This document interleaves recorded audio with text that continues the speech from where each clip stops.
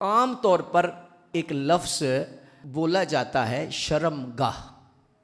आप किसी बहन के लिए इस्तेमाल कर सकते हैं, अपनी बहन के लिए। मेरी बहन ने शर्मगाह की हिफाजत कर रही है, कर रहे ऐसा लफ्ज़ बोलते हैं माशरे में? नहीं ना बोलते। मेरी माँ कर रही है, बोलते हैं। देखो अब कुरान में पढ़ने लगा हूँ।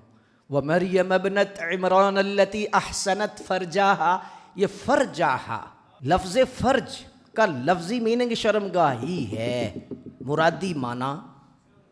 लेकिन क्या हम इस्तेमाल अब करेंगे? क्योंकि मुआशरे में जो लफ्ज़ इस्तेमाल हो रहा है वो ये लफ्ज़ में अदब नहीं। यानी हम माँ बहन के लिए ऐसे खुले आम मजमे में ये लफ्ज़ इस्तेमाल नहीं कर सकते जी।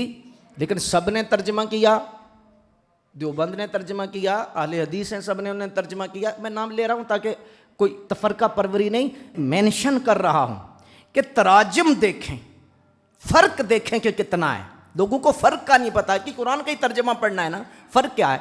सब ने तर्जमा किया मरियम इमरान की बेटी है जिसने अपनी शर्मगाह की हिफाजत की। ये लफ्ज़ है ना, आप पे बोझ बन रहा है ना, बोझ बन रहा है ना ये लफ्ज़, शर्मगाह की हिफाजत की। लेकिन जब बरेली के पठान का कलम उठा, जिसे दुनिया आला हजरत कहती है, जो इमाम अहमद रजा हैं, उन्होंने कहा यहां लिख सदर शरिया लिखो। बेवकूफ किस्म के लोग हैं जो कहते हैं मरियम इमरान की बेटी है जिन्होंने शर्मगाह की हिफाजत की। सुनो, वजद आ जाएगा आपको, रोजे तक आपके अंदर नूर रहेगा। फरमाया अहसनत फरजाहा का तर्जम लिखो, मरियम इमरान की बेटी जिन्होंने पारसाई की हिफाजत की।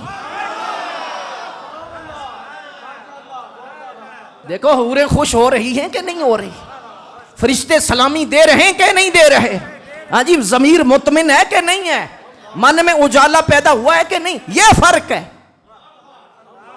हर तर्जमा पढ़ने वाला नहीं होता ना, हर तफसीर पढ़ने वाली होती है। हमने तो मोटा साहब लगाया हुआ है, मैंने तो तर्जमा ही पढ़ना है जी, मैंने तो तफसीर ही पढ़नी है।